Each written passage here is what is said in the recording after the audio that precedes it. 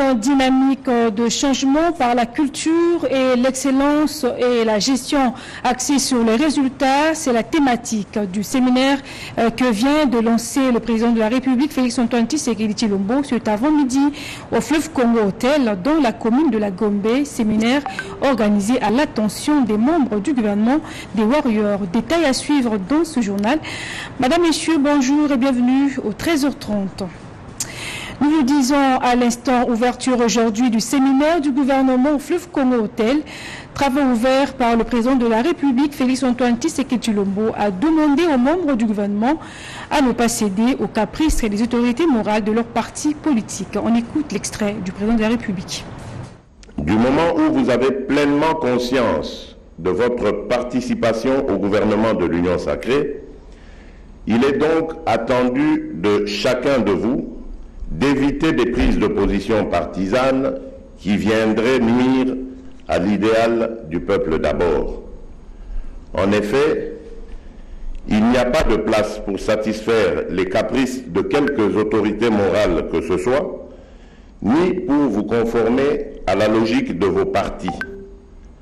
Un seul leitmotiv doit vous animer, celui de faire tout ce qui est possible pour améliorer les conditions sociales de nos populations.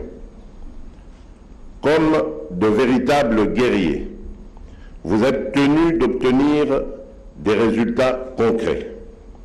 C'est d'ailleurs, vous le devinez, l'objectif de ce séminaire gouvernemental qui doit permettre aux uns et aux autres de s'approprier les débats multiformes auxquels vous êtes invités à participer pleinement et qui sont autant de défis auxquels vous allez faire face pour concrétiser ma vision en la traduisant en des objectifs et résultats précis au profit du peuple.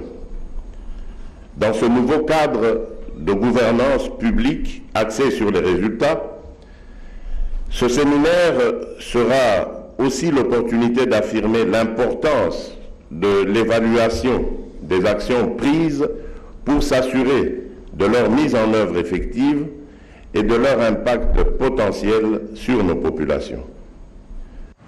Deux présidents pour un hommage officiel et populaire à l'archevêque émérite de Kinshasa, Laurent Mosengo Passigna. Ce illustre disparu a été inhumé hier mercredi à la cathédrale Notre-Dame du Congo.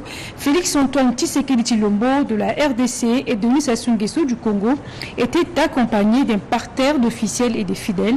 L'ancien archevêque de Kinshasa avait l'âge de 80 ans à sa mort. C'est ce qu'on voit avec Jean-Pierre Somissa.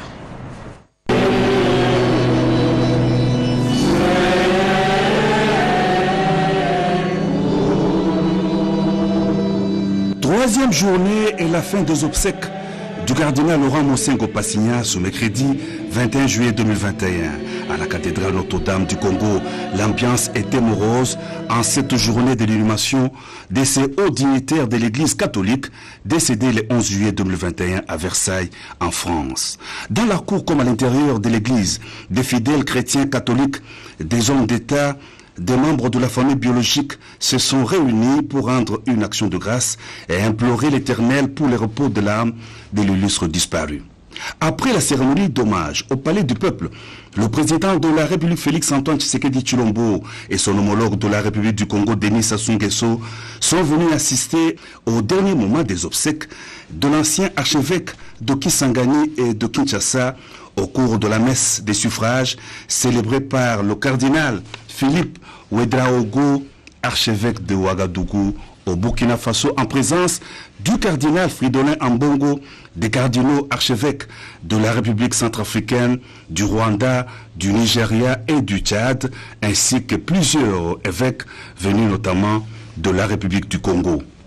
Dans son homélie, le célébrant principal a loué les qualités de persévérance de fidèles serviteur de la parole de Dieu, incarné par le cardinal Laurent Mosengo, un homme déterminé à œuvrer pour le bien-être de la population et de sa patrie.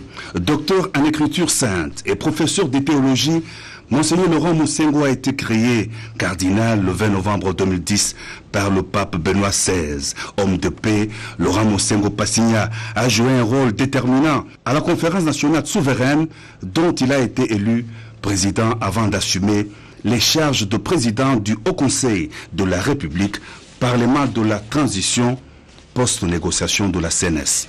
À l'issue du culte religieux, les représentants de la famille biologique du cardinal Moussengo et le cardinal Fridolin Ambongo ont vivement remercié les chefs d'État Félix-Antoine Tshisekedi Tshilombo et Denis Sassou Nguesso de leur implication, de leur présence aux obsèques et d'avoir assuré l'évacuation du cardinal pour des soins appropriés en France et le rapatriement à Kinshasa de sa dépouille. Les deux chefs d'État ont été invités à assister à l'inhumation de l'archevêque émérite de Kinshasa avant de quitter la cathédrale Notre-Dame du Congo.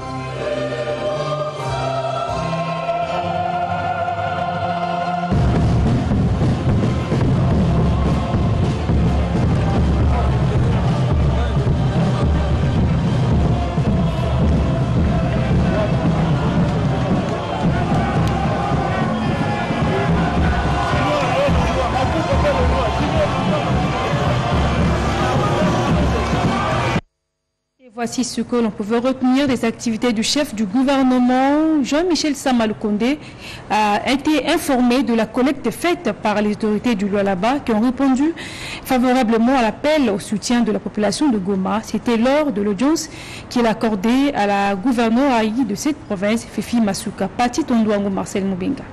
Encore une réponse favorable à l'appel à la solidarité lancé par le gouvernement pour soutenir les sinistrés de l'éruption volcanique du mont Nyiragongo à Goma dans le Nord Kivu.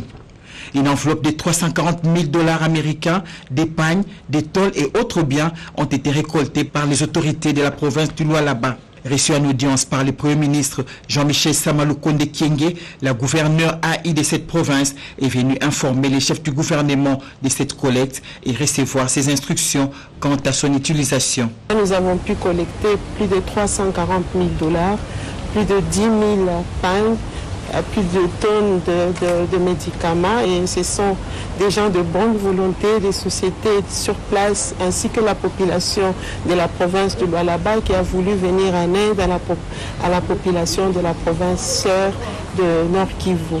Voilà, ça fait partie aussi de notre visite auprès du Premier ministre qui nous a donné des indications précises par rapport à ces collectes de fonds, par rapport à ce travail. Faisant d'une pierre deux coups, Fifi Masuka Saini a saisi cette opportunité pour présenter au chef du gouvernement la situation socio-économique de la province du Lualaba.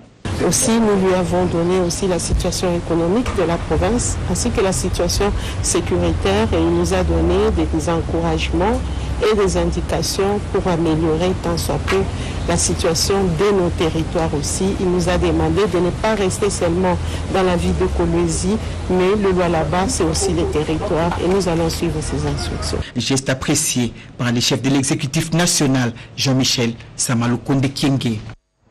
La communication joue un rôle important dans le service des renseignements au sein de la police nationale congolaise.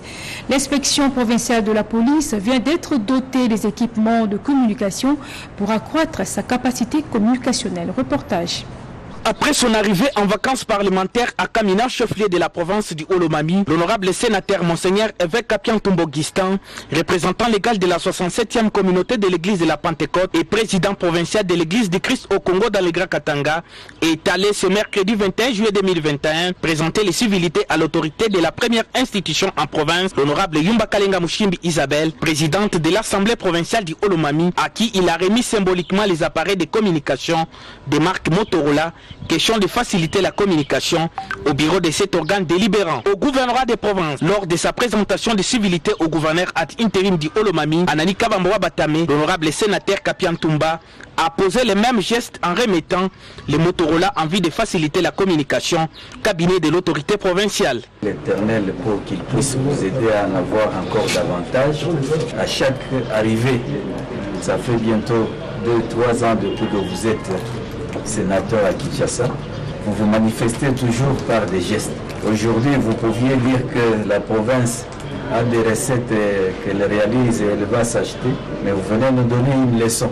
La troisième institution bénéficiaire de ces moyens de communication est le commissariat provincial de la police nationale congolaise, Olomami, où il a remis aussi au général Mbaïnox ses kits.